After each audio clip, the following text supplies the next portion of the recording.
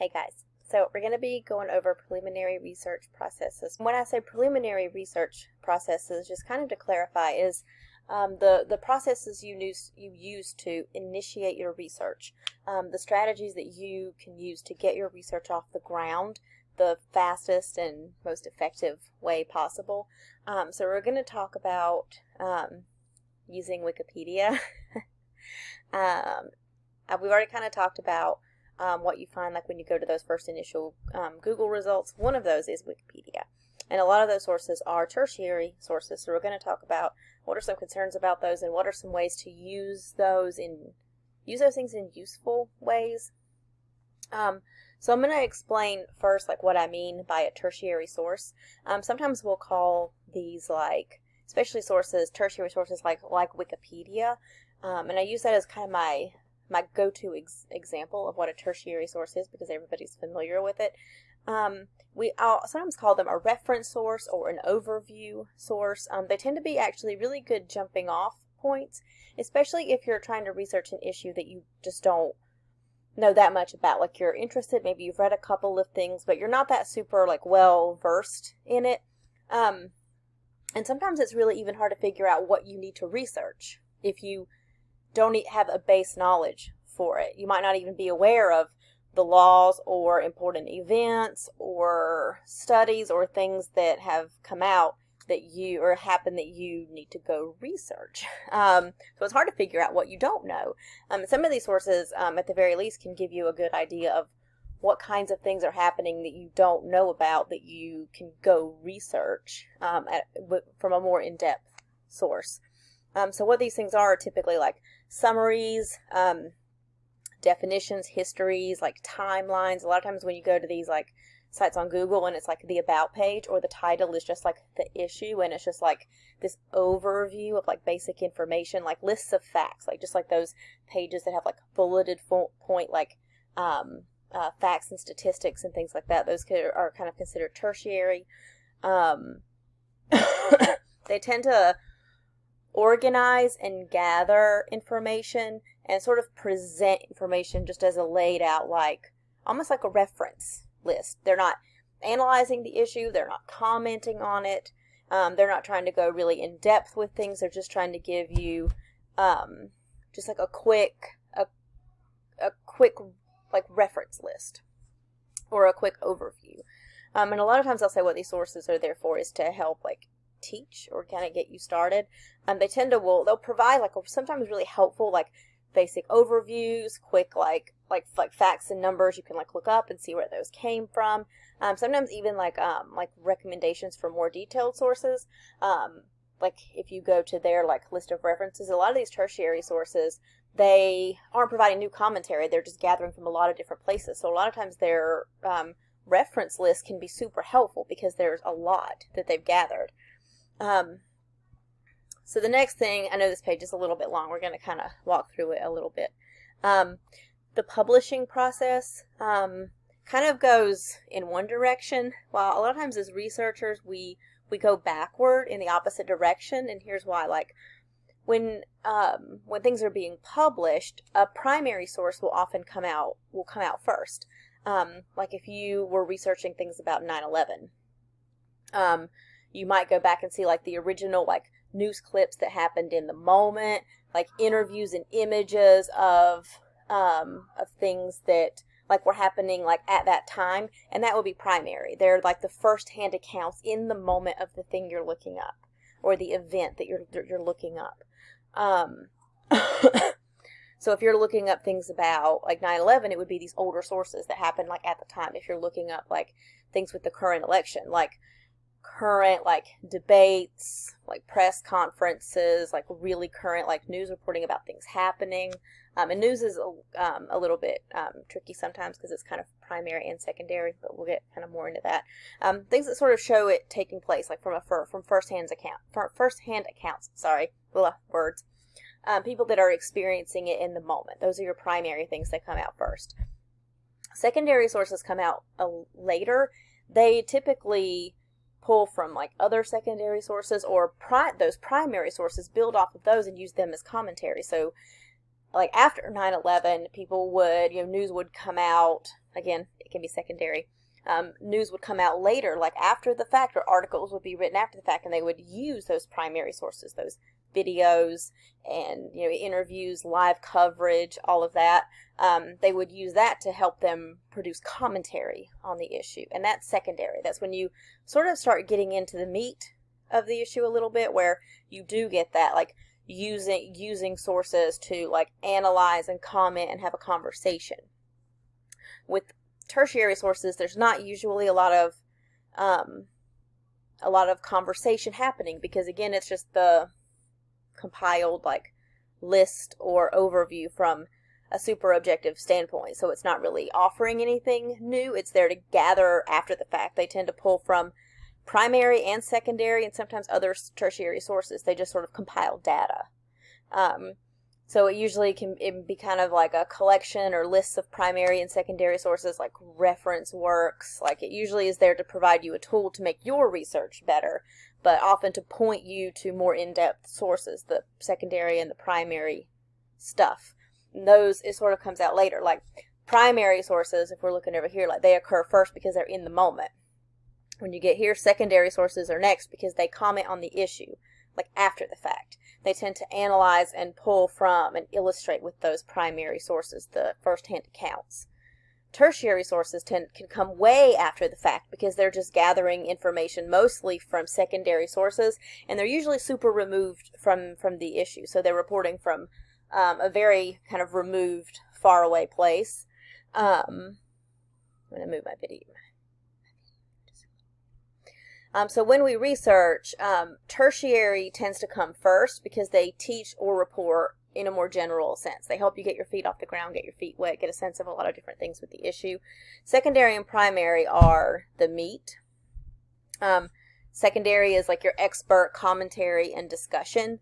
And then primary, gets us back to the moment. So a lot of times we'll say we start, if we don't know much about the issue, we're just getting started, we start at the tertiary stuff, the stuff that's reporting from a removed sense, because it's usually like general and very inclusive and objective, and it really gives us a sense of the whole conversation and a sense of some stuff we maybe just didn't know, and helps us kind of just get a general sense of what this issue is about. And from there, we move backward into the more in-depth stuff, into the commentary and the analysis and the scholarly voices and things like that, once we know a little bit about the issue. So while the publishing process goes forward, as researchers, we tend to work backward from general to more specific. So when you're thinking about primary sources, you might often see like interview speeches, like diaries, birth certificates, journal articles, a lot of times like government documents with like recent information or kind of in the moment information can be kind of primary sources as well. News that's like live coverage of something can also be that. Interviews, if it's an article, this is sometimes where it gets tricky. If it's an article talking about a press conference or an article talking about an interview, it's secondary. The actual interview, the actual press conference, like watching it yourself, reading the actual original interview yourself, that's primary. Commentary, any kind of article that comments on it later and like links you to it and uses it as a source, is either secondary or tertiary. Okay, so the point is, again, the publishing process moves forward when researching. Again, we work backward because our knowledge kind of works backward. Like you have to start at the surface and then dig in as you learn more, I guess. It doesn't necessarily like work that way like if you're a scholar. Like it's if you know, like we work backwards if we're learning something about an issue. Experts are already experts. So like if you know nothing about the issue, you might not, like if you're already an expert in that field, you're ready to dive in with the scholarly stuff. If you don't know as much about the issue, it's not usually a good idea to go straight to the scholarly sources because they're going to use very disciplinary specific language. They're writing for to other scholars. So their assumption is that their audience already knows all this terminology, already has all this like basic knowledge, knows these terms, these books, these studies that they're referencing. And it can feel a little bit like you're reading another language if you haven't really gotten, your feet under you with that issue yet. There's a lot of like dates and terms and laws and perspectives and a whole lot of other stuff that you would have to kind of learn first, and that's why we kind of work backward. So what's wrong with citing summary sources? Well, I want to start with this. There's a lot of different ways you can use sources, and I've said that a couple of times. Like, there's knowledge building sources. That's tertiary. A lot of times you will see people cite tertiary sources because they're maybe can't, like, the goal is always like to get as close as possible like to the original like source of the information. It's typically not a good idea to quote like what this person said like in this other article, like to have these like whole extra steps, and we'll talk about that in a minute. But sometimes there are places for like tertiary sources that provide like some overview and some quick data, especially as a researcher, and every now and then you might see a need to cite it if it's a super credible like tertiary source. If you're trying to provide evidence, which is usually what we go to first, is that secondary stuff, like you're trying to prove a point, so you're going to get the scholar's commentary to back you up on something. If you're, getting like an original, like new study, then the data itself might be a little bit more primary, but typically evidence for a point is secondary sources, and sometimes primary if you're getting into that like original data and the original studies themselves for things.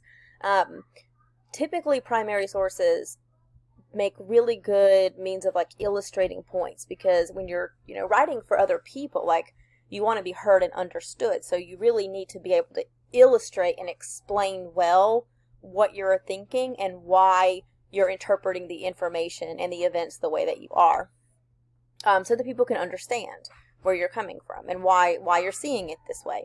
So like again, like when I use 9/11, like the sources that came out later, a lot of times what they used was original like transcripts and live coverage and videos and interviews and all that stuff, because it helps like engage the reader and help them see the issue and see what you're talking about.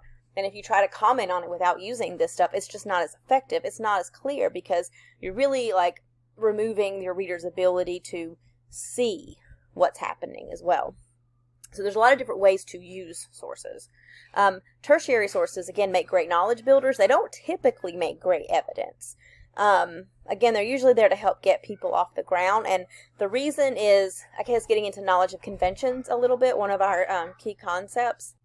One of the things is as the writer and the researcher, your personal credibility, and your respect for readers and for the conversation as the creator of that text and meeting the standards, like we talked about with knowledge of conventions and genre. It's like being able to have some wiggle room, but understanding what the expectations are. And sometimes it's also like community expectations for us for like research and writing in a certain field. So like academic genre conventions and credibility have a higher standard.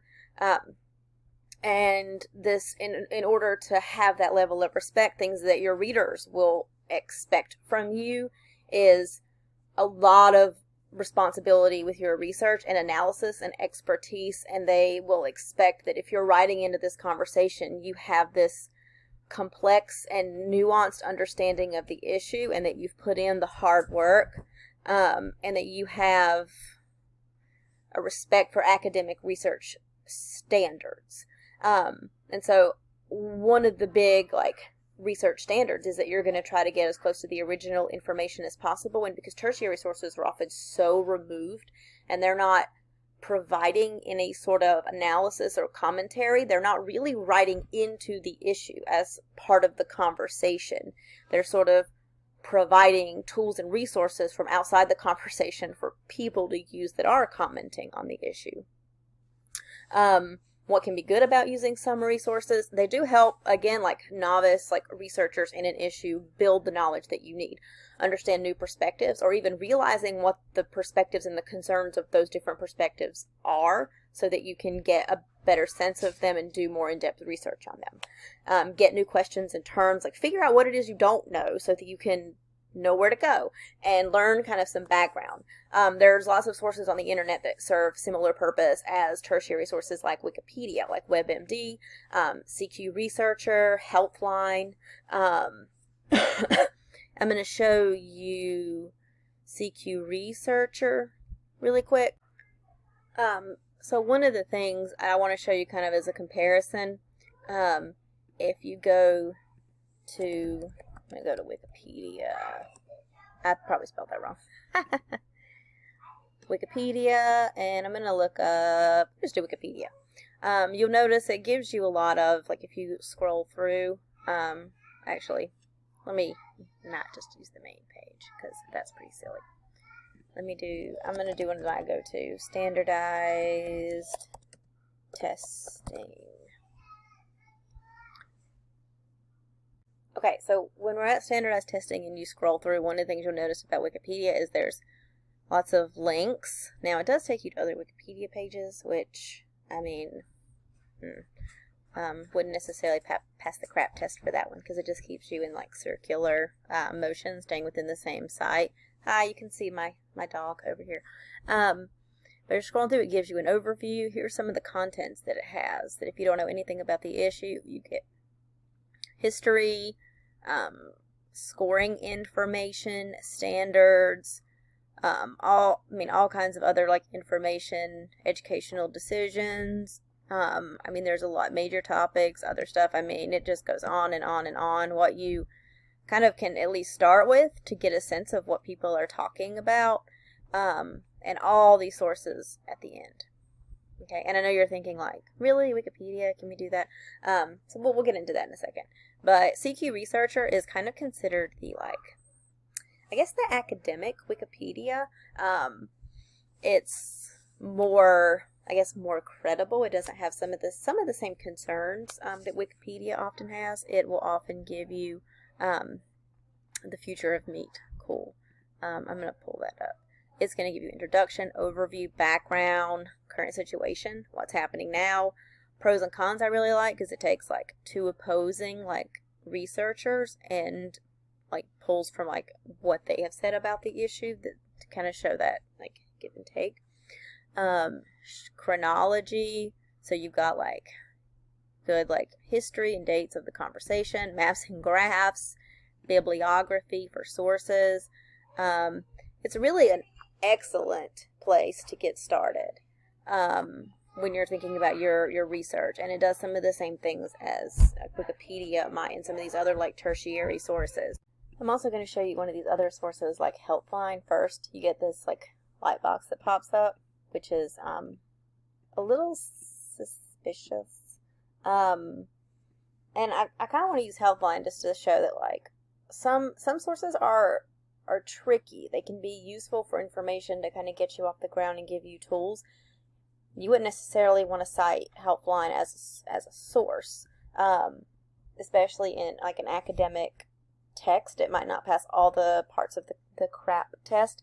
Now, you might even look at this and think this is a content farm.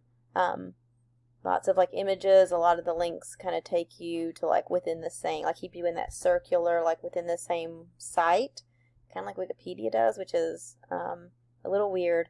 It's got a good bit of ads, but it has a lot of text too. It's sort of like, it's kind of hard to tell with this one.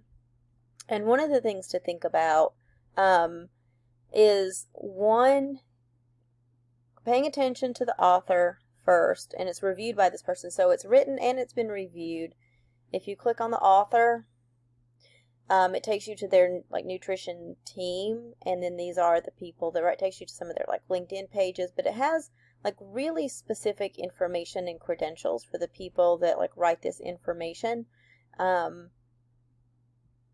can kind of scroll down and see everybody, and I also want to look at, let's see if I can go backward a little bit, sorry.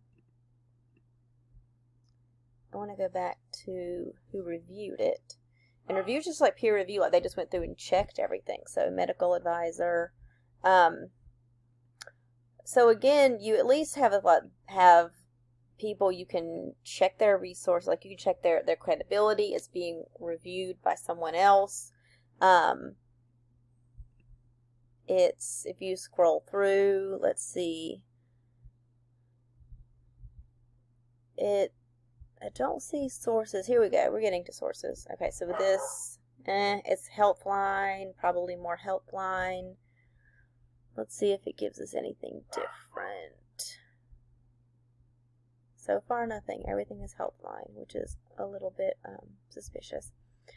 It has some other like kind of helpful information. Again, it's not necessarily as superficial as some of the Content Farm information. It may have some useful things you can research. I am a little concerned that all of these sources are Healthline. Usually some of these articles will give you some different things.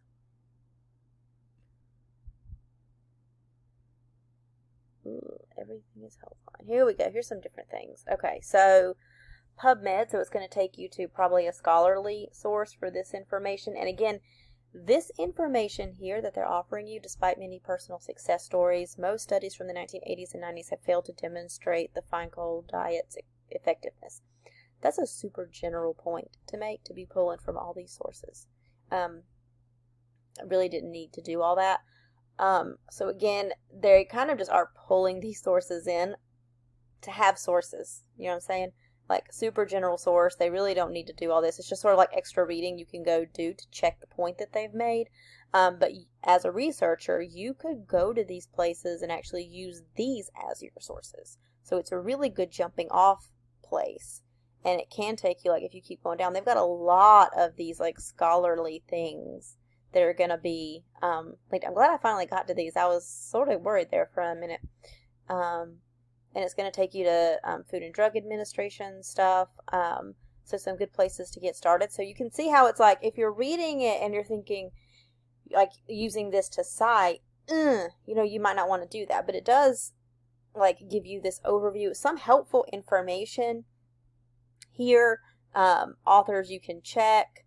But I think the goal with Healthline is, again, it's tertiary because they're, again, like they're more just like gathering information from a lot of sources and kind of laying it out to try to be helpful for people who maybe don't know much about these specific health issues that they're writing about. It's there just to provide this basic, like, get you off the ground information. And if you want to go read more, here's all these sources where you can go read more. But again, like the purpose is a little bit different for these tertiary sources. So that's what you have to do, is accept them for what they are. Probably not evidence, because they're so far removed from the issue and they're not really trying to contribute anything. They're trying to provide resources so you can use them for that, because that's what they do. Okay. Ooh, let me go back a little bit. Here we go. Here's where I was. So again, like these sources teach. That's kind of their goal, so it's okay to learn from them.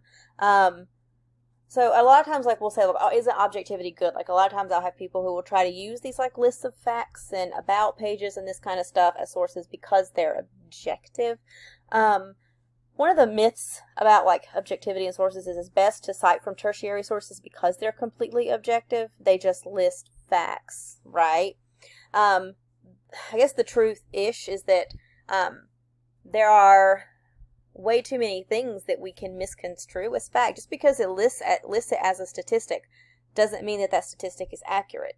If you go to that study, it could be quoted out of context. Like, just seeing that fact on a list doesn't necessarily make it usable. You would then have to do the work to go check it because they're just listing stuff, you know?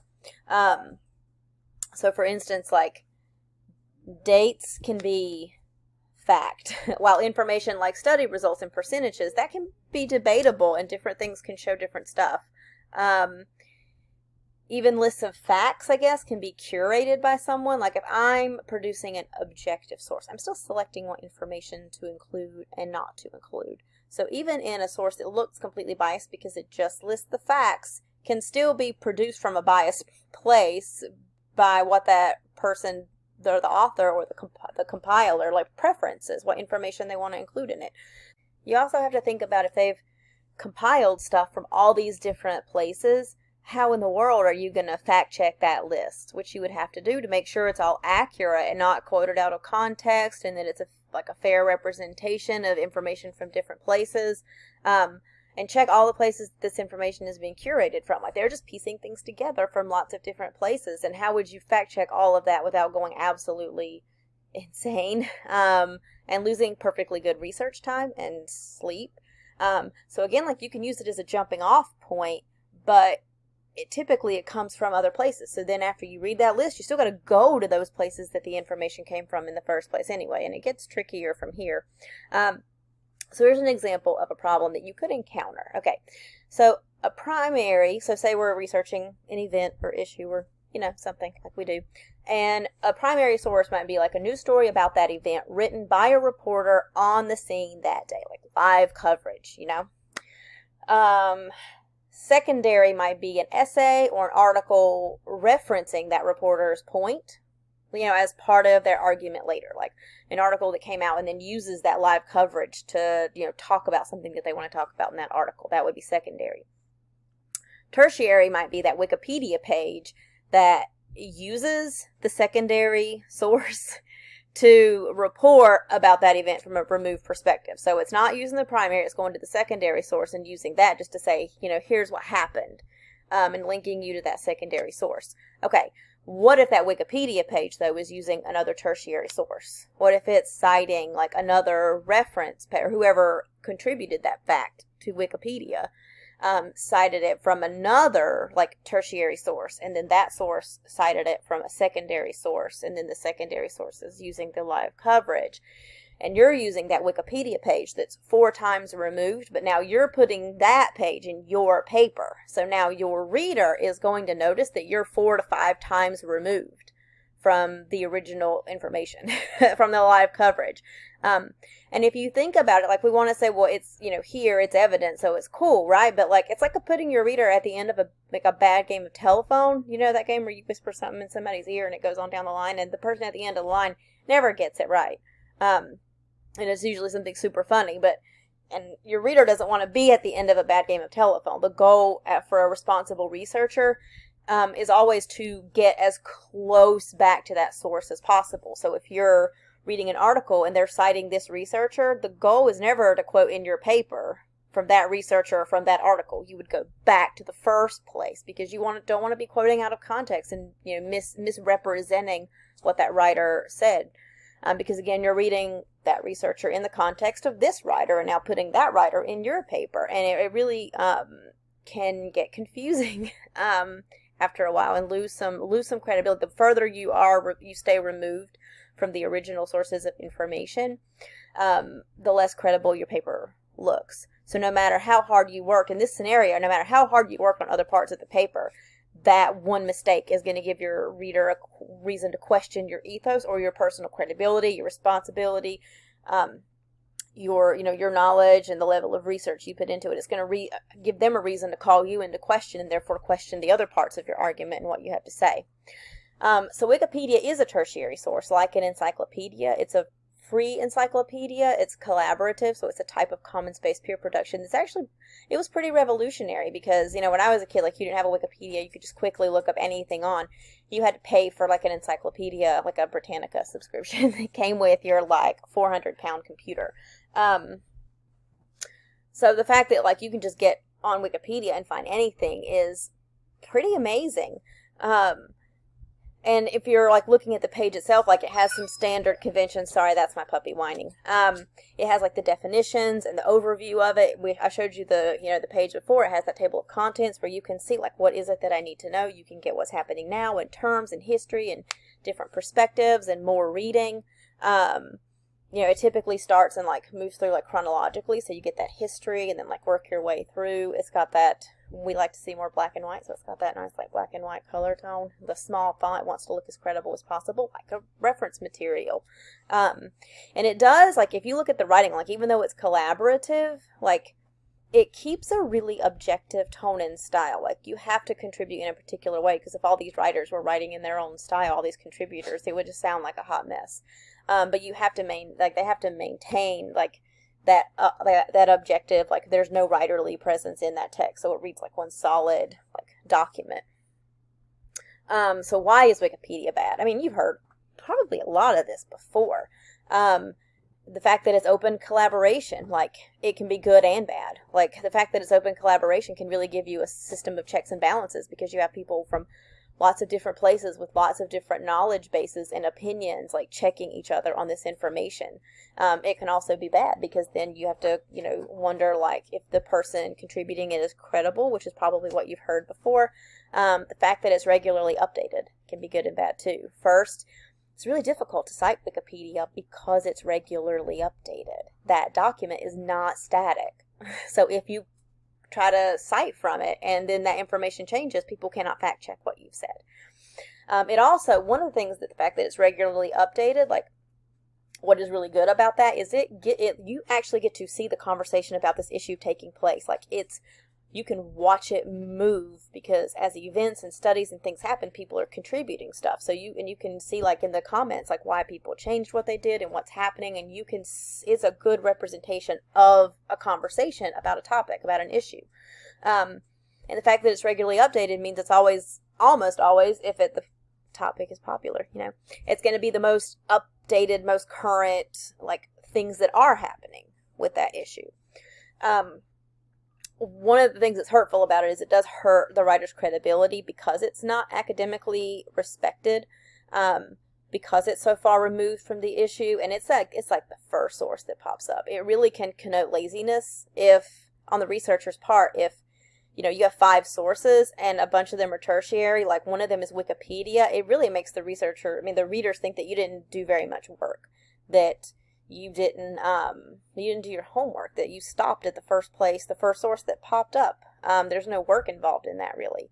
And it can also connote a lack of knowledge, because Wikipedia, again, is a tertiary, like, overview source. If you never move beyond the overview, like, that sends a bad message, too.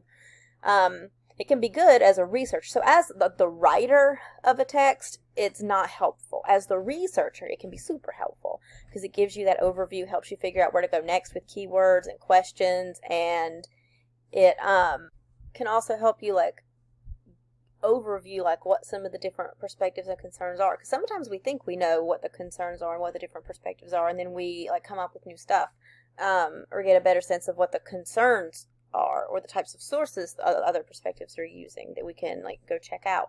And it also does provide those helpful sources. If you go to the end of the list, like you do what I call, or what is called, like, citation chasing, you can make your research go super fast by looking at the references to the sources you are reading. So if you look at Wikipedia and you scroll down to the bottom, there's usually tons of stuff.